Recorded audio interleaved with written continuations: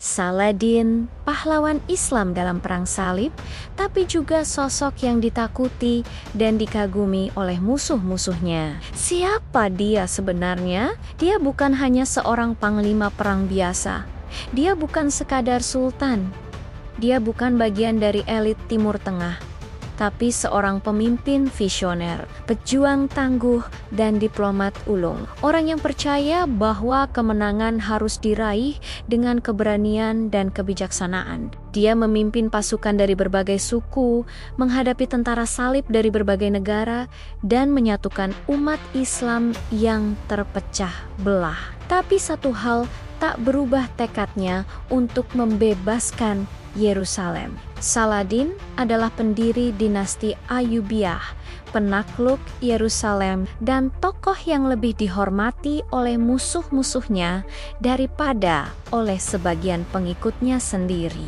Namanya pernah menjadi legenda, pernah dilupakan sejarah, tapi kisah kepahlawanannya tetap hidup dalam ingatan rakyat. Kenapa Saladin begitu disegani? Kenapa perjuangannya menggetarkan hati para satria Kristen? Dan kenapa ia menjadi simbol persatuan Islam di tengah kekacauan perang salib? Ini bukan sekadar kisah peperangan. Ini kisah tentang seorang pemimpin yang membawa cahaya keadilan di masa kegelapan. Saladin lahir tahun 1137 di Tikrit, Irak. Nama lengkapnya Salah ad-Din Yusuf ibnu Ayyub.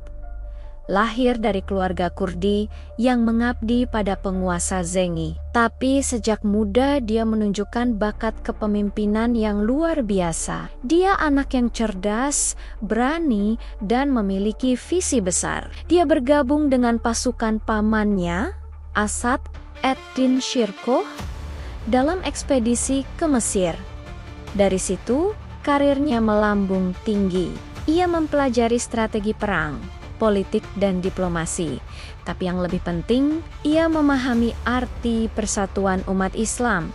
Di tengah kekacauan politik Timur Tengah, Saladin bangkit sebagai pemersatu. Ia menyatukan Mesir, Suriah, dan sebagian besar wilayah Muslim di sekitarnya. Bukan dengan kekerasan, tapi dengan kecerdasan dan karisma. Ia membangun kekuatan militer yang tangguh, tapi juga sistem pemerintahan yang adil. Ia menghidupkan kembali semangat jihad, tapi juga menjunjung tinggi nilai-nilai kemanusiaan. Saladin bukan hanya mempersiapkan pasukan untuk menghadapi tentara salib, tapi juga membangun fondasi peradaban Islam yang kuat. Puncak kejayaan Saladin tiba saat pertempuran Hattin pada tahun ke-1187 dengan strategi brilian. Ia mengalahkan pasukan salib yang jauh lebih besar. Yerusalem, kota suci yang telah dikuasai tentara salib selama 88 tahun, akhirnya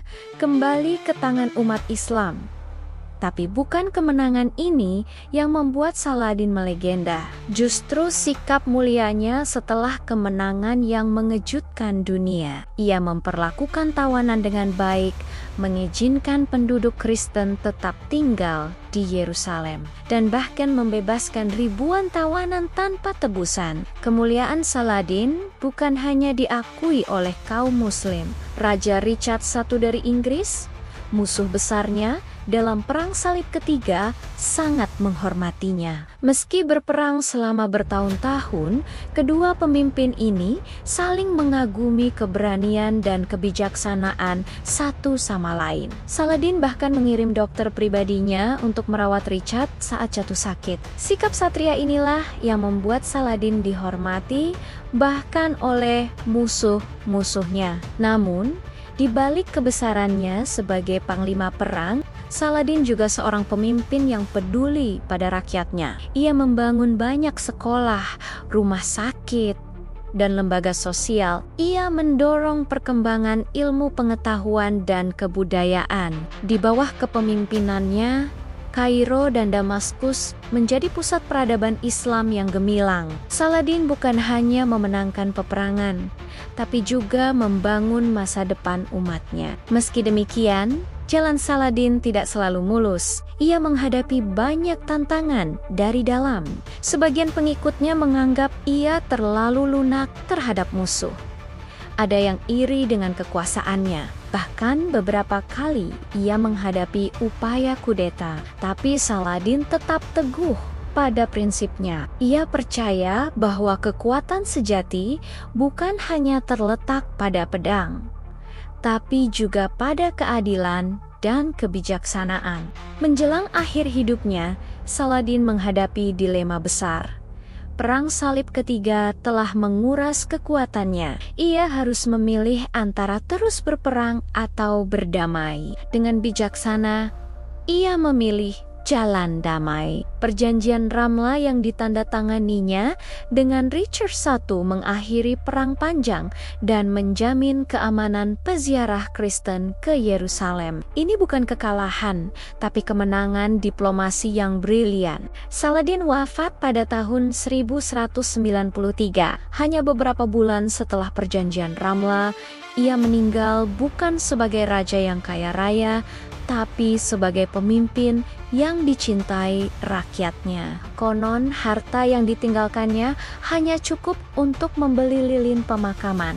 Seluruh kekayaannya telah ia bagikan kepada rakyat dan pasukannya. Ini menunjukkan bahwa bagi Saladin, kekuasaan bukanlah untuk kemewahan pribadi, tapi untuk kesejahteraan umat. Warisan Saladin tidak hanya berupa wilayah kekuasaan yang luas, lebih dari itu ia mewariskan semangat persatuan Islam, nilai-nilai kepahlawanan, dan contoh kepemimpinan yang adil. Namanya mungkin pernah tenggelam dalam sejarah, tapi kisahnya tetap hidup dalam ingatan kolektif umat Islam. Ia menjadi simbol kebangkitan Islam di tengah gempuran perang salib. Kenapa Saladin begitu istimewa? Karena ia bukan hanya seorang penakluk, tapi juga seorang pembangun peradaban. Ia menunjukkan bahwa Islam bukan agama kekerasan, tapi agama rahmat bagi seluruh alam. Di tengah kebrutalan perang salib, ia membawa cahaya kemanusiaan. Ia membuktikan bahwa kemuliaan sejati tidak terletak pada kemenangan di medan perang, tapi pada keadilan dan kebijaksanaan dalam memimpin. Dan kenapa kisah Saladin masih relevan hingga kini? Karena dunia masih membutuhkan pemimpin sepertinya, pemimpin yang bisa menyatukan perbedaan, yang berani membela kebenaran, tapi juga bijak dalam berdiplomasi. Di tengah konflik dan perpecahan dunia Islam saat ini, figur seperti Saladin sangat dirindukan. Ia mengingatkan kita bahwa kekuatan Islam terletak pada persatuan dan keadilan, bukan pada fanatisme sempit. Ini bukan sekadar kisah kepahlawanan masa lalu. Ini adalah inspirasi untuk masa depan. Saladin menunjukkan bahwa perjuangan tidak harus mengorbankan kemanusiaan, bahwa kemenangan sejati adalah ketika kita bisa menaklukkan hati, bukan hanya wilayah. Bahwa kemuliaan Islam terletak pada akhlak yang luhur, bukan hanya pada kekuatan militer. Maka, mari kita renungkan kembali kisah Saladin, bukan untuk bernostalgia, tapi untuk mengambil pelajaran. Bagaimana kita bisa menghidupkan kembali semangat persatuan seperti yang ia tunjukkan? Bagaimana kita bisa membangun peradaban Islam yang gemilang seperti yang ia rintis? Dan yang terpenting, bagaimana kita bisa menjadi Saladin di zaman kita sendiri, pembawa cahaya keadilan di tengah kegelapan dunia.